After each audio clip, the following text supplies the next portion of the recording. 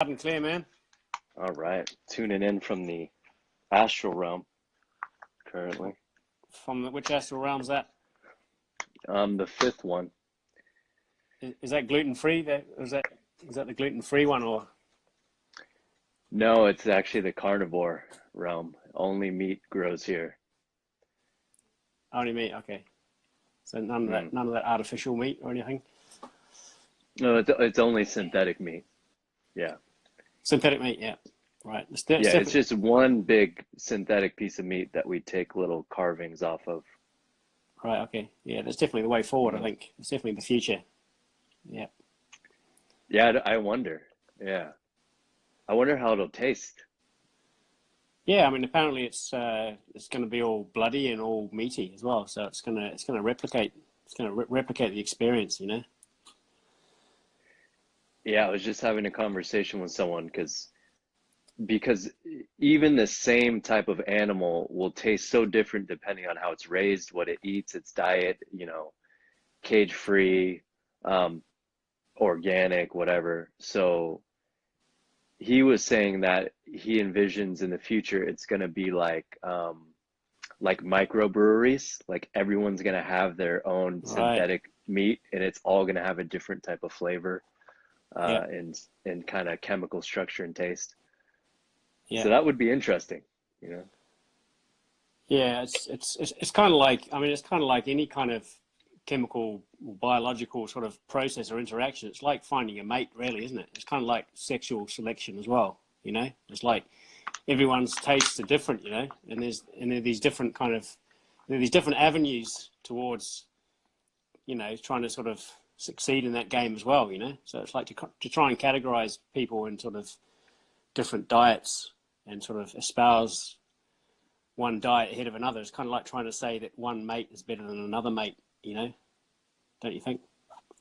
Or is that analogy? You get as many mates. That a mate might be good, the right one for the time being, and another one might be the right one later, you know. Right. Dude, I was just watching this fucking movie, She's Not That Into You, or He's Not That Into You. It's like a cheesy 90s movie. And in the end, they all find love and finality and closure. And I'm just like, dude, this is how people think. Like, this is the one, this is forever, this is permanency. Like, you could have this movie every 5 years and it's going to be a different cycle and a different drama. But yeah, I feel the same way with diet, you know. There's a season for everything, you know. That's the natural way of things. Do those, like California is kind of like the same sort of weather all the time, and I always feel like it's kind of the same season all the time there. And do those burger joints, do they kind of have like seasonal menus, or is it just burger 12 months of the year? No, we don't have seasonal menus here. Man, we have whatever you want flown in from across the world year round. Yeah. You guys are so advanced. Yeah. Yeah, I mean that's one of the costs of luxury and technology is that we don't have those natural limitations and hindrances that produce variety. Right. Maybe it's that it kind of relates to that sort of that hormetic effect that we get from having variety and different kind of exposures to different stimulants, and that can kind of produce like different kinds of adaptations. Maybe that's been kind of our legacy and our evolution, and maybe that's kind of becoming a bit kind of, I don't know, watered down or a bit kind of stuck in this corn syrup age that we're in now. What do you think? Do you think people are becoming softer, or people are becoming more shallow because of this? What do you think? Is this diet?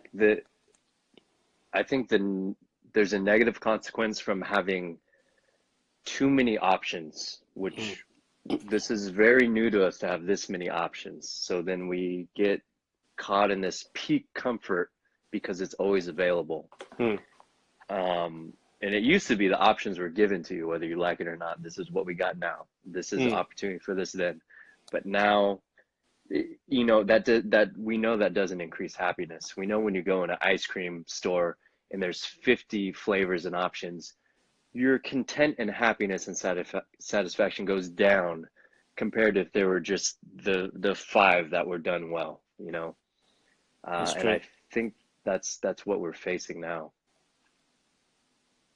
Yeah, man, I was listening to this guy yesterday. I don't know. I think it was might have been an economist or as one of these kind of, it might have been Yuval Harari or something. And he was kind of talking about China, the China case. It's just like there's going to be both positive and destructive elements of this mass sort of consumerism and technology age that we're in now. It's not going to go one way or the other. It's like everything is kind of this massive rolling organism, like a big snowball, and everything is just going to kind of, you know, amazing things are going to come out of it, and people are just going to get crushed at the same time. You know, it's just going to be this sort of monolith is just going to keep going, you know. And I think the choice that we can make is like, what are we going to do with it? We're going to simplify our own position and role in this giant organism going forward, or are we just going to get swept along by the tide? It's quite an interesting point to think about, you know. I think that opens up. I'm okay with it, with the way things are trending, because it gives an opening for the opposite. Like, you know, the concept of via negativa, like exercise, we can't fathom exercise 1,000 years ago or hundreds of years ago, right? Like that was opened up because the technological revolution and the sedentary lifestyle that came up, and it opened Yeah, up a space for us to have a job. Like yeah, even the concept of fasting, intermittent fasting. Whoa, look at this new yeah. diet.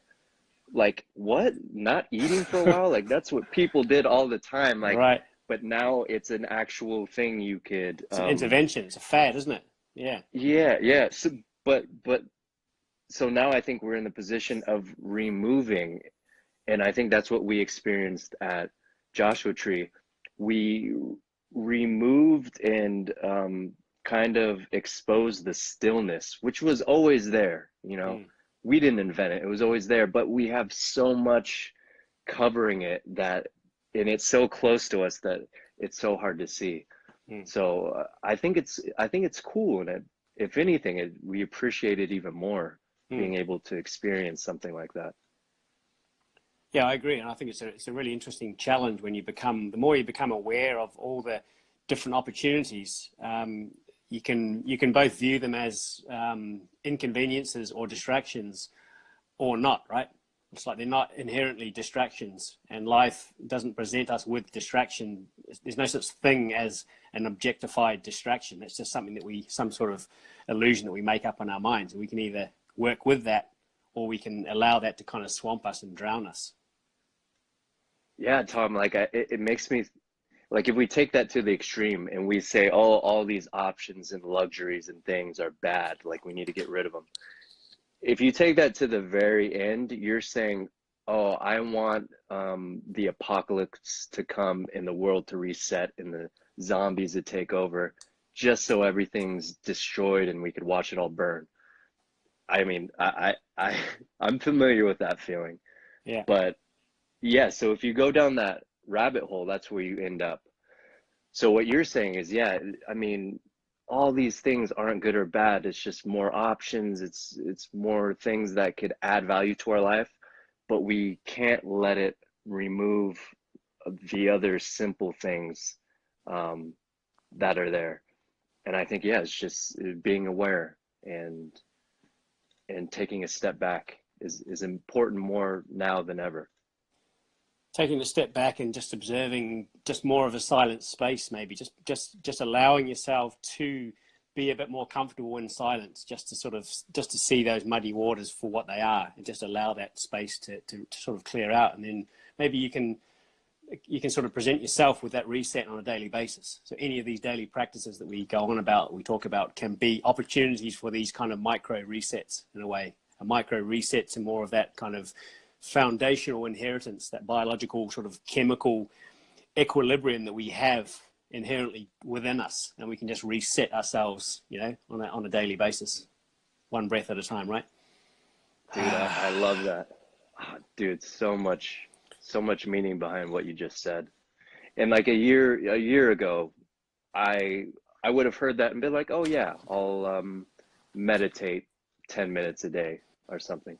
But I think what we were researching at Joshua Tree and getting into was through movement, through like you said, there's an opportunity in everything we do, Mm. especially the stuff that's the opposite. The really intense, engaging stuff gives you that space for contrast. Yeah. Um, and then we could use that as a tool. Like it's the micro doses of that throughout your whole day. It's always there. And yeah, now when you say that, there's a different. I see it in a broader context of everyday life, every moment. Every moment, right? And it's like, I think like as humans, we're just trying to, I mean, it's all perspective, right? But I think of it as a sort of like a time management. We get this space on earth, we get this incarnation, this experience, and we kind of have to somehow manage it.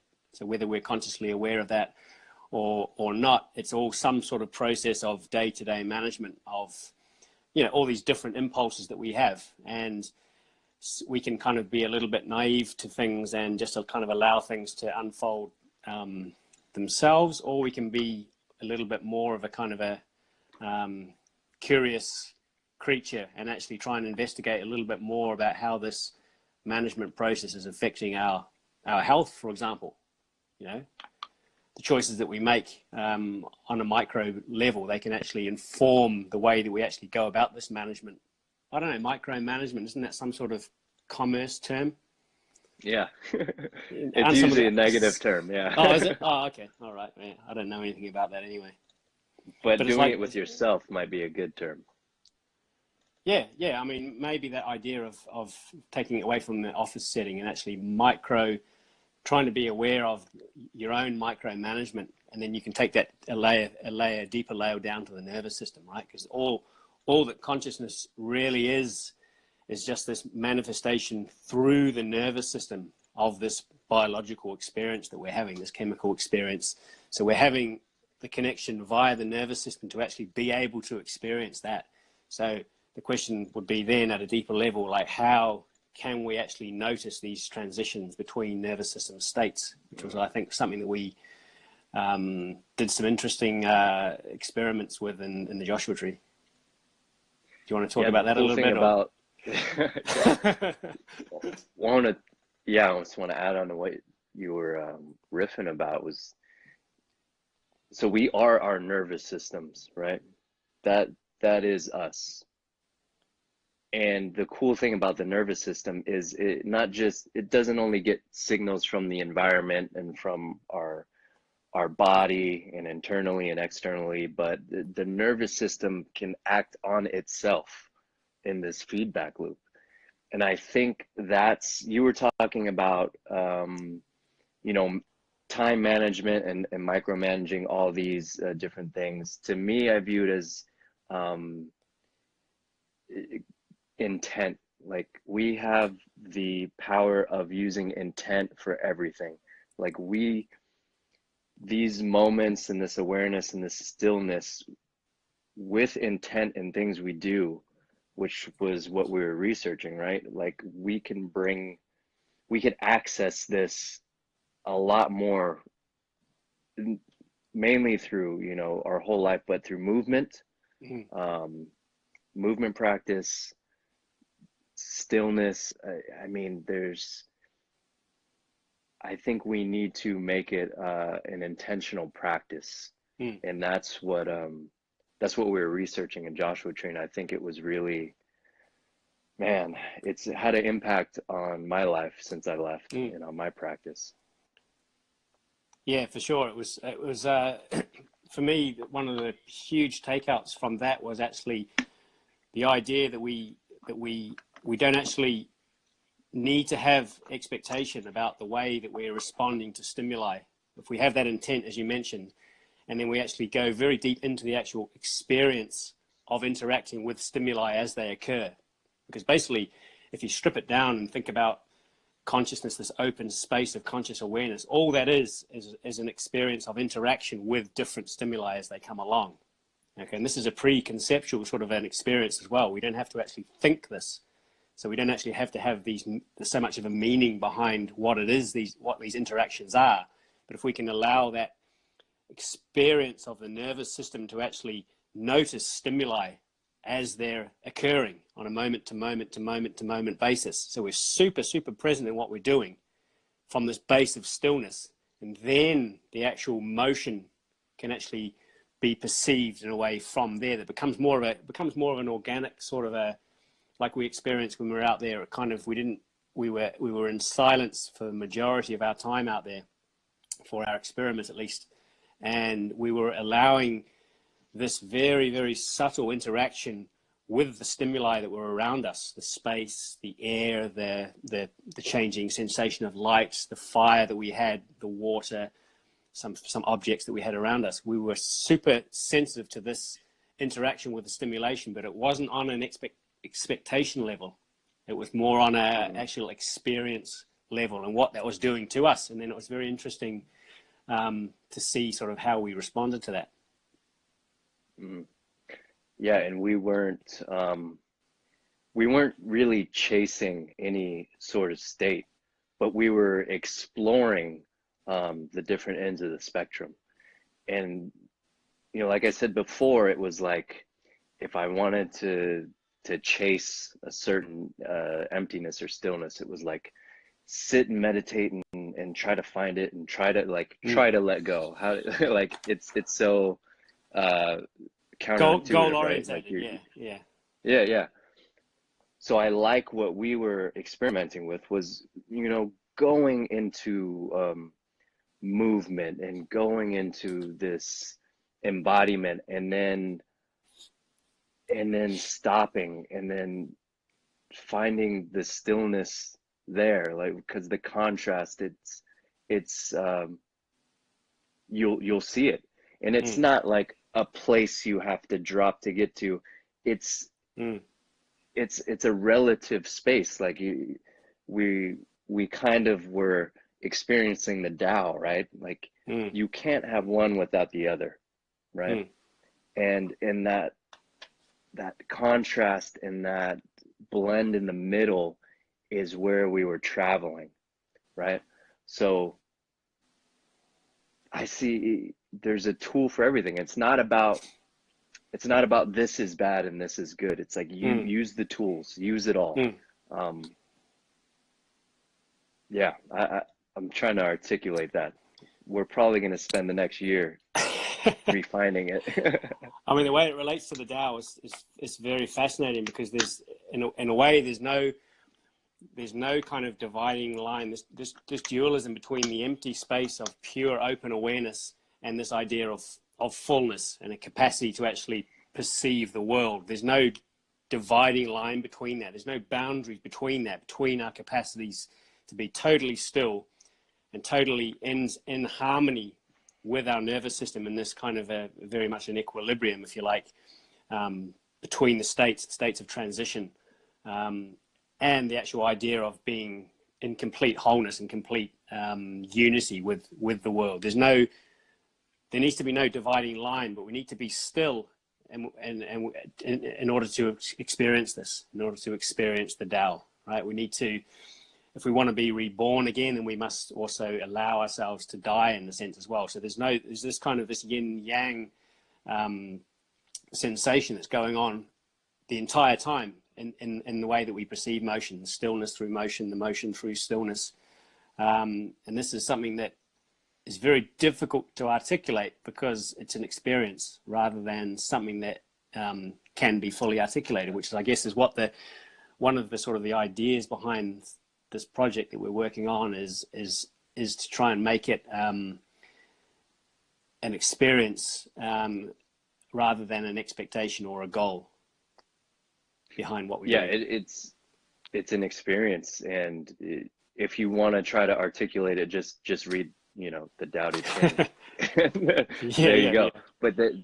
But the experience is what I think we can facilitate, and what the people who came kind of got a glimpse of at the Expand project. And I love the idea of using motion, using the thoughts, and get carried away and go into the anxiety and all these things. And that's also a way to stillness, you know. It's not just about stillness. It's about the opposite of stillness. It's about the relationship of everything. And you know, I hope maybe it's true, maybe it's out there, just fully letting go and attaining nirvana or whatever. But hey, this anxiety that I feel, you know, these thoughts I get caught up in, this urge, I'm thankful for that, because that was a vehicle to use to get to stillness as well, you know. Sure, and that's sure. not a bad thing either.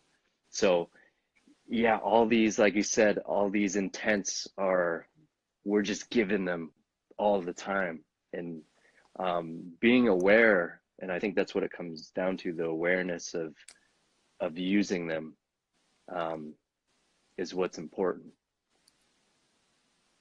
Yeah, for sure. And I think, you know, I think it's like, I guess you and I both in our practices, we're kind of moving further and further away. It's like very much sort of consciously of this kind of mainstream package, sort of compartmentalized idea about what health is, what fitness is, what you know, what strength is, what this or that practice is trying to do, or which practice is applicable to which person. We're kind of moving away from that, right? Because it's just sort of feeds into this kind of this, you know, this package box sort of idea about what being human is, and that it needs to be this at the expense of that, and this is going to be some sort of hierarchical structure that's going to lead to that. You know, it's like none of this stuff is of any interest to me anymore, at least. And it's all about, for me, it's all about this disconnect that we have with ourselves as being part of nature, rather than actually being somehow separate or somehow on the top of some sort of hierarchy or pyramid from a species level. We're just organisms, right? And we're just reacting to stimulus in this symbiotic way. Everything that we do from moment to moment is just this biological, this chemical, this sort of physiological response to whatever's in front of us. And it just, why the fuck would we say that something is right or wrong, or this is bad form, or that is bad form? I mean, it's just so far away from the reality of ourselves as a species, as an organism. Yeah, we're just a central cortex with a peripheral nervous system that's with erogenous zones that's interacting with the environment. And, you know, like that's all we are, is experiencing this stuff. And I don't want to like alienate people or put them off, because the cool thing about the underlying principles in the intent we're talking about is it could be applied to bodybuilding. Yeah, to anything. It could be applied to to anything. It's not about what we do is going in the woods and just lifting rocks and whispering to the trees, which is also dope. But you do that as well, dude, this could be yeah. I talked to a very old tree once. But yeah, this could be used in your conventional training in your conventional gym.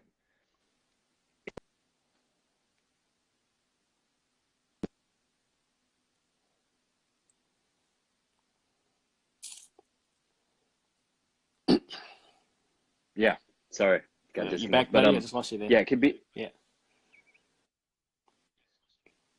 Yeah, whether it's broing out with curls, whatever, and opens up such a big realm, an endless inner realm, that ties into this physical practices we do, no matter what it is. Yoga does not have an authority on it, you know. Right. Anyone could use it. Sure. Yeah, no, I mean, that's an important point. It's not about trying to dish anything and any practice or any person or any coach or any guru or any enthusiast or anyone trying to espouse their model or their method. But it's about offering people, I think, more options outside of their practice that maybe could inform their practice in a more useful way than they could be aware of.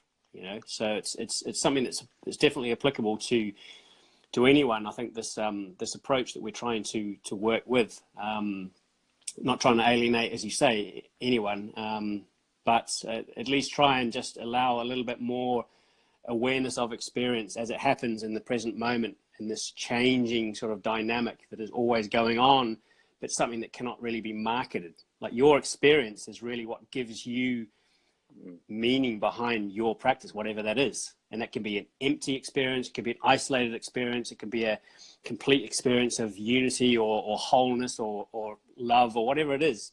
But your meaning is based upon your experience. And if that's something that someone's going to tell you what it should or should not be, then that kind of goes against the whole idea of experiencing human nature, doesn't it? Yeah, if someone says you need to do this in order to get this, yeah, I don't agree with that, and that's a slippery slope. But yeah, these tools and these principles we were playing with, I'm excited to start introducing it to people and seeing how they incorporate into their practice things Right. they come up with, their experience with what they already are doing. I think that's going to be really cool to see. For sure. For sure, yeah, and you know, again, it's like what we're doing is we're not telling people, we're not laying out a process or a method that people need to follow in order to discover this dynamic nature to their practice. This is something that actually people need to actually do and experience themselves, right? It's like you know, it's like who are we to tell anyone really what they should be doing in order to get more out of their experience, you know? But it's these basic things, like these basic sort of functions of biology, the way that we breathe and the way that we can actually feel our body in stillness, in different motion, in different sort of states of nervous system activation, in intense sort of isometric contractions and sort of fight mode and very sort of parasympathetic modes. These are the basic kind of signals and sensations that we need to encourage people, I think, to bring more awareness to, because these in turn give us more awareness of this particular experience that we're having, regardless of what that is. Yeah, and that, I mean, the primal movers method is going to incorporate all these things. It's just going to be calf raises, bro. It's really all just, the secret is really growing your calves proportionally, because the structure, the geometrical structure it will create with your body will attune you to the universe. It's really transmitted through the calves. Yeah, I think the Kabbalah talks. There's some there's some scriptures actually that were just recently revived down in Palestine actually, that mentioned something to do with this. I think it might have been Leonardo da Vinci. He kind of talked about the symmetry between biceps and calves. Yeah, but I didn't That's remember what the Vitruvian Man was. Yeah. Right. Were the biceps bigger than the calves, or what? Because I've never managed to get big biceps. I mean, you can maybe speak to them. A golden ratio. I think the calves have to be 2/3 larger than the biceps. Right. So you really have to hit the calves. And yeah, there's actually a recent, I think the Israeli, one of the universities did a translation of I think it was the Dead Sea Scrolls, and the Messiah was actually a mistranslation for calves. So we've got it all backwards. Yeah. So gastrocnemius, that's just a complete hoax. That whole anatomical sort of understanding of Asolius and everything is just the Greeks just kind of just hacked off that. It's the Father and the Son. Yeah. Right. Yeah. Yeah. No, it's interesting to play with that as well, and we'll definitely have some of that in the method as well. Some next level training tips on how to get that symmetry on point. and how it can affect your sexual prowess as well with that actual crutch structure as well, you know, because there's that's where the actual lower dantian comes into it as well, because the Chinese were implicated in this as well. When they were traveling through the Mediterranean, they stopped off in the Dead Sea as well, so they had something to do with this Dead Sea Scroll saga as well with the calves.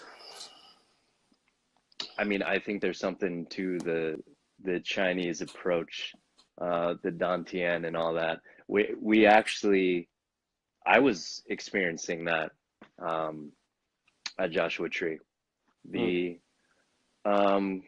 you might refer to it as the, you know, the Kundalini, you know, the snake, but that that figure eight, which a lot of people touch on, but it's a very heightened in this state we're in. It was very, very obvious, and you could feel it. And I think that's also the source of that, you know, the emotion, that nervous energy, if that's a good word for it, really channels through there. And when we're talking about different states like parasympathetic, sympathetic, contrasting between, it's really the awareness of that made a huge difference. I think I talked about before, the happiest I ever was, and it was kind of the dragon I was chasing, was the snatch when I was big into Olympic lifting. Right. And you know, I think it was because the external load forced me into a certain state. Like, it was thrust upon me, and it pushed me there. But I was never able to recreate that or engage in that willfully internally. I needed that external force to fight against. So I think building that awareness and traveling back and forth through the nervous system, experiencing the stillness, is a huge tool. And you know, that's something I think, as far as emotional mental health, could help a lot of people. Absolutely, and I think that was a big takeout from our experience up in the desert. Just that kind of that emotional level that comes with this kind of practice of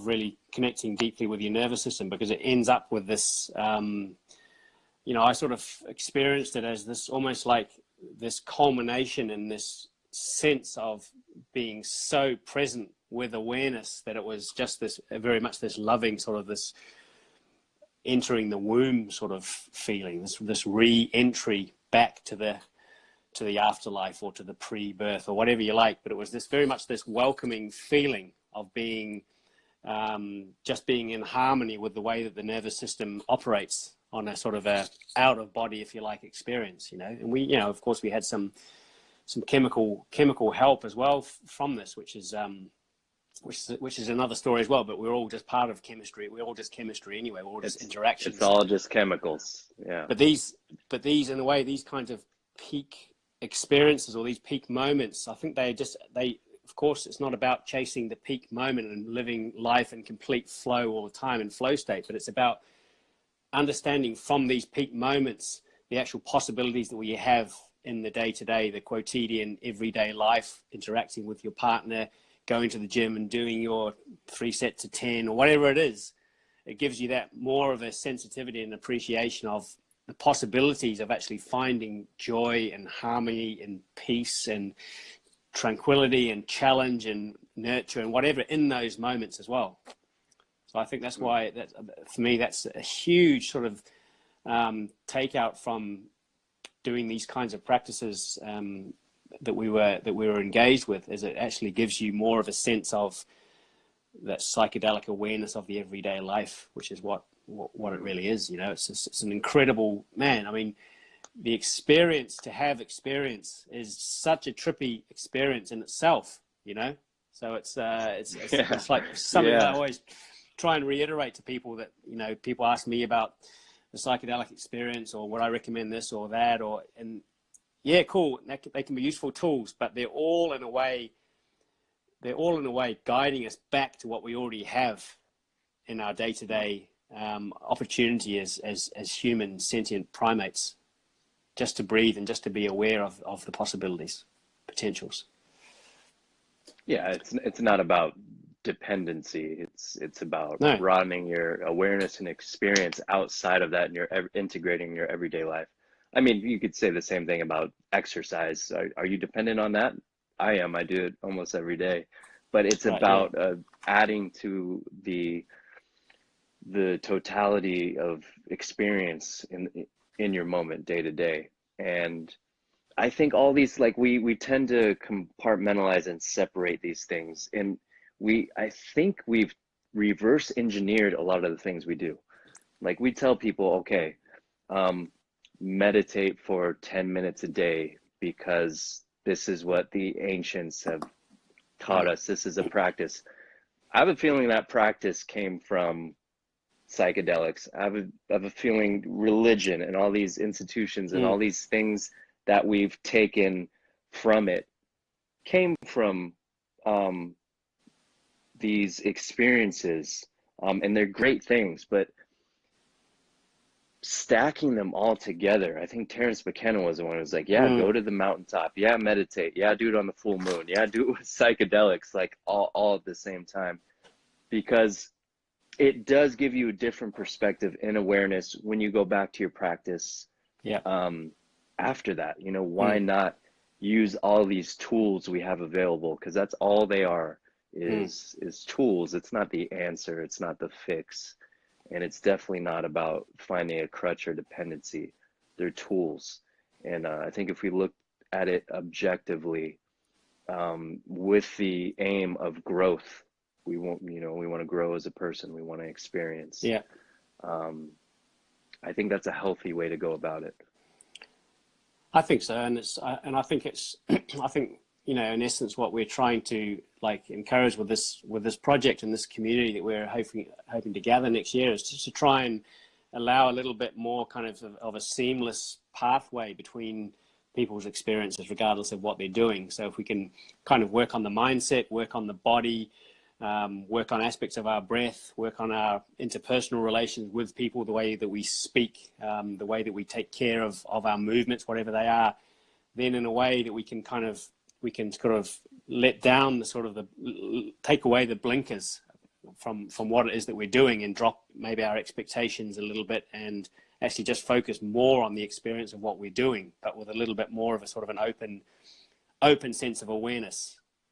And not to really worry about what people are going to say, or if people have a certain name or they've got a certain status in a certain industry or whatever, then just to try and chill out a little bit with that. I think it's 2018 now. It's like, I think it's time that people need to just chill out and just lose their attachment to their identities a little bit more, and just chill out a little bit more and just live a little bit more. Or is that just me, hippie shit that I go on about? Yeah, I think, well, this is what we were talking about earlier with all these um, all these new things and options and tribes that are popping up that people cling to. It opens up a space for yeah, maybe this is a tribe that's about letting go of that. That's Mm, about appreciating what's already there, maybe mm, discovering what you already have inside, not trying to fix you or give you something attainable out there, mm. showing you what the the infinite potential inside. And yeah, if you want to make that a tribe or an identity, that's fine with that. But as long as you know, we're not here to give you something that you don't have, right? Exactly. These tools and these practices are to uncover what's already in you. And yeah, So it's not going to be a cult, or is this like cult it, 2.0? Because you're kind of already I got that cult thing going on. So is it possible to have two cults at the same time, or is that kind of counterintuitive or no, counterproductive? I think it is a tribe, and I think it is a community. Um, but I don't think it's been articulated yet. You know what I mean? Right. Like, Yeah. Mm-hmm. I think people are looking for this because because people go to these different groups and methodologies because they want connection, they want Sure. community, they Mm. want to belong, they want that status.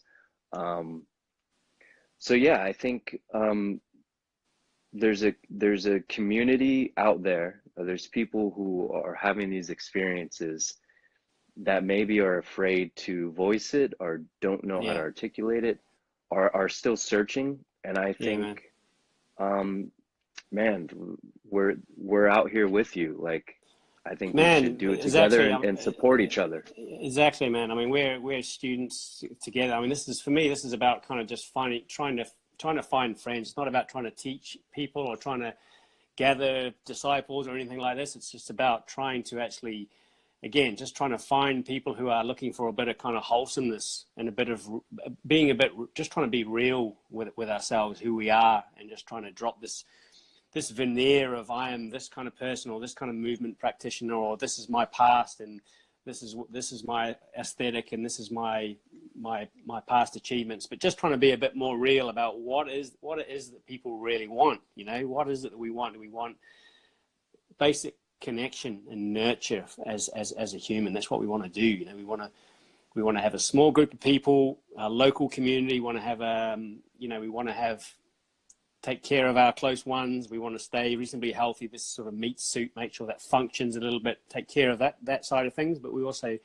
want to be a little bit, I don't know, bathe ourselves a little bit more in this kind of this sacred, this mysterious realm as well, and not try and sort of have to pin it to some sort of ideology or some sort of religion or some sort of dogmatic methodology. But we can actually just, man, we can just create just some good old fashioned wholesomeness, right? Some guys, some girls, just like hanging out and just enjoying and not getting too carried away with what the expectation is about this. Yeah. Oh man, that's powerful. That's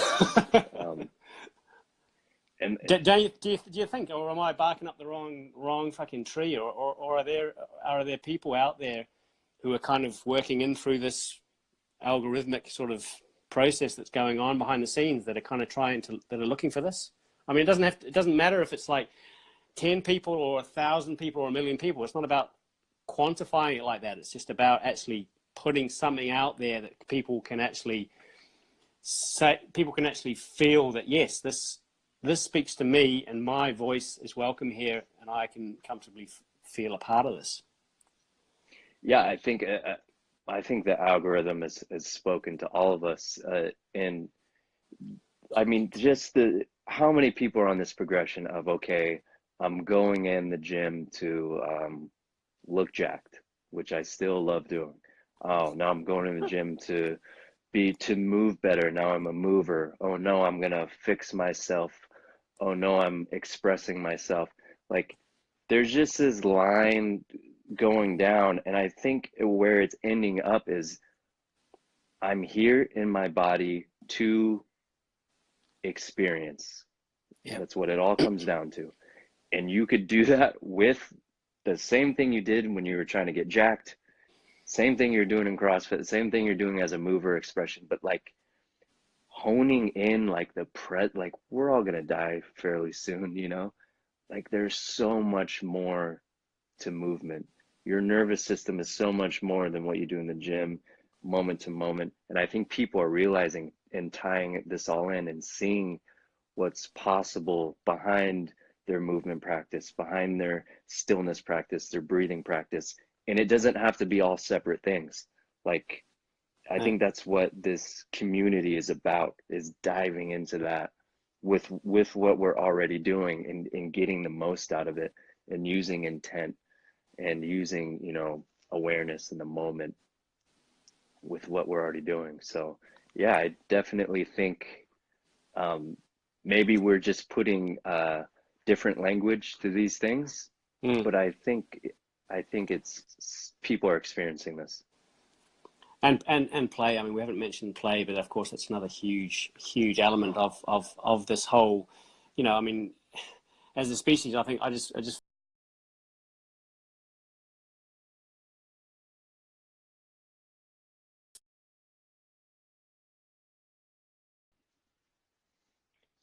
Yeah.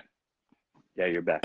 Yeah, it's like, I mean, it's just, I just look at animals, and I just look at little kids, and just look at the way that they're just so attuned to the moment that's right before them. And you have a little child, you just get down on the ground, you just roll around, you just loosen up your body, you breathe a little bit, you connect through eye contacts. And this is the world for kids. This is just the most important part of their nurturing experience, is just actually that aspect of play and interaction, close connection. And we seem to lose that as adults, get too serious. And yeah, and it just breaks my heart when I see, couples walking around, and there's just no aspect of play, and there's just no aspect of there's just a lack, I think, of joy, which stems from that kind of that rigidity that we sort of develop as adults, as we sort of apply these layers of identity to our persona. And I think a big aspect of what we're doing is trying to bring back some of that, sort of encourage some of that naturalness in the way that we actually operate and interact with each other as well. So it's not necessarily purely a personal project, but this is very much an interactive process as well. The way that we use our bodies, the way that we use our gestures, the way that we use eye contact. It's all just such a beautiful way of just experiencing more humanness, really. I think it's the most human thing you could do. I mean, that's the height of our evolution, is this social aspect in the prefrontal cortex, like our ability to connect and work together and play is huge. That's how we have this civilization we're in right now. So yes, that's why the play and the community and like we talked about, our nervous system connecting to other nervous systems, and Yeah. like being part of something bigger, and interacting and give and take and syncing up. Oh man, it's once again, it brings you back to the moment. It brings you to experience. It puts you in the flow state. It's Yeah, so totally. important. It's largely an unspoken experience as well. I mean, we had that experience when we were out in the desert there, that there wasn't much dialogue going on, but it was very intimate. The experience was very intimate, of just silent space. It's being very present in that space of awareness. It was a very kind of an intimate space and experience as well. So it's not all about always trying to rationalize it, what method or what practice is going to achieve this, and which stage are we at, and which regression or progression we should be taking. Sometimes it's more just about listening to the way that the body is responding. Everything is signaled through the body, right? The nervous system, consciousness, whether we want to think it's inside our heads or outside universally or whatever, but it's all just this mediated experience through the body, and the sensations that we can feel in the body and express and expose through the body. And that's what makes us human. Before we actually have to articulate, or have to write it down, or have to come up with some sort of resume to hand to someone, or to apply for some sort of job, or whatever it is, there's that kind of modernity experience, that biological foundation, that inheritance that we all have, that we can easily tap into just through some of these simple methods and simple practices. And dude, something I won't ever forget is that feeling during the Joshua Tree group experience, when everyone was kind of syncing up their nervous systems to each other with some partner work. And we were in the middle of it totally. We didn't have any plant medicine or anything. We were just observing. And the feeling that we got from it, dude, it was amazing. Like the energy, Yeah. It put me pretty deep right there. And that's something I've been thinking about, and I couldn't really explain. But yeah, there's power in the tribe, and with these nervous systems combining to build something bigger, which maybe you see. I'm sure there's hints of that with the success of CrossFit, with raves and these group things. But I think honing in on that, the nervous system syncing together and letting go of your control over movement, and giving it up to the environment in your group is huge, and that's breaking emotional, physical patterns. It's being part of something bigger. So yeah, I love that that experience we had in playing with those things. Yeah, it was very, very, very powerful, and just that again, that idea of letting go. You know, it's a commonly kind of used sort of meme out there. Yeah, you got to let go, you got to surrender, and you know, but what do we really mean by that? You know, and that's something we can interrogate as well. We'll be definitely interrogating more this idea of letting go. I mean, it's like letting go of what for the first point, and then if we let go of something, then we've got to move towards something else. Through the motion of the body, we move towards one state to another. So letting go, moving towards something else. So there's that intent comes behind that idea of letting go as well. That idea of surrendering tension in the body, holding tension, releasing tension, working with tension. It's all just part of this mix, this beautiful kind of shake that we're looking to sort of dive more into next year. Hopefully get some people on board and have another big meetup at the end of next year. So yeah, what's the plan? I mean, we're gonna have a big event in the fall next year, and hopefully organize an online training group or preparation group, maybe we could call it, for this as well, for people that are interested to go through some of these practices and talk more about the way that we're looking at the nervous system, and the way that we're trying to experience the nervous system, not so much understand, but more experience different nervous system states, transitions, and hopefully prepare people a little bit, so that when we actually meet next year in California, then people will hopefully be able to dive a little bit deeper, maybe into some of these practices, experiences. Yeah, I'm excited for that. I mean, after that first Joshua Tree retreat we did, man, what a special thing that was. What a special time. And we have, we talked after, like, we have to do this again. Like, there's something here. It was powerful. And then the research we did after in Joshua Tree, in October next year, it's going to be a lot bigger. We're already planning everything out. It's going to be even better. And this lead up, the tools and principles we're going to use, we'll do an online course for that, which will lead into the meetup and the event. So it's going to be, it's going to be very special, I think, experience for people. Absolutely.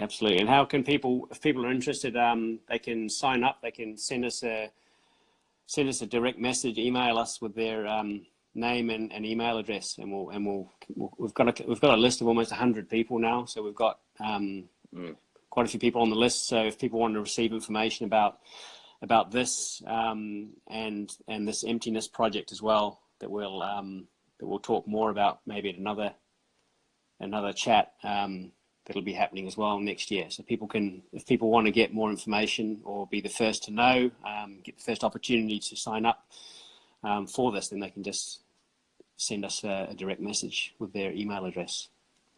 Yep, just DM us your name and email, and we'll put you on the waiting list.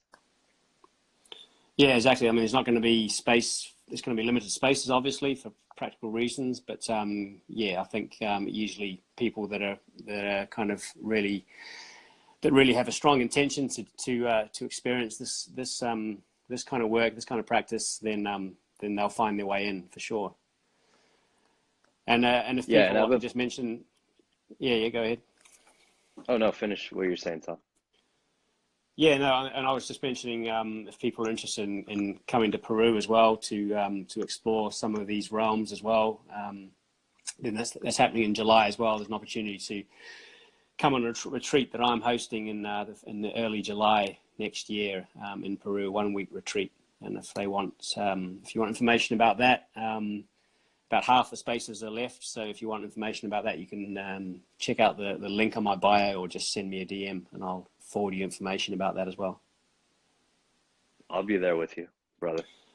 Awesome, man. Looking forward Yeah, to that. it's going to be awesome. There's going to be a lot of deep diving there, and it's going to be a magical experience in the Sacred Valley. So yeah, if people are interested in that, they can hook up as well, for sure. Yeah, but I think the community, these people we've been interacting with, who are just, man, these great coaches and therapists and trainers, what they're doing is amazing. And I think there is a big space for people who are into movement, internally and externally, into exploring stillness and working with the mind and the body, and seeing how much, like I said, so I'm still in the strength and conditioning lens of things, and there's an impact. It's a great tool. It helps. Yeah. And yeah, I think it's a tool that people are beginning to see the value of. Yeah. So yeah, I'm excited to keep exploring with everyone. Yeah, and it's again, it's like everyone's. It's just so nice that everyone can kind of just share this very much this sort of conscious expansion of this project, whatever this project is. It doesn't need to be anything, but it can just be people who are maybe coming to some of these events or connecting with us in whatever way that they can maybe just share in a way some of their experiences as well, and that can maybe just morph into something greater, something that we don't even know what is, but we don't need to know what it is. But it's just trying to like have that sense of love and that essence of being community, being connected to each other and having support through each other. And I think we can really build something really amazing. So I'm really looking forward to next year, definitely, DJ, and getting some of these projects rolling, keeping them rolling. Let's get it rolling. All right, man. Yeah, man. The research continues for us. It does. It does indeed. And yeah, excited for next October. Excited for your trip in Peru. Sweet. Good things ahead. Cool, man. We'll hook up again soon, and we'll dive in the not too distant future. Yes, sir. Sweet, man. Go back to those bicep curls. I'm going to go and lie down. I'm tired. Get your calf raises in. Oh, yeah, I've got to do those. 3 sets of 1,000. That's it. And then I'm going to bed. Every day. All right, brother. Half wushu, bro. Man. Love you, man. Take care. Peace. Peace.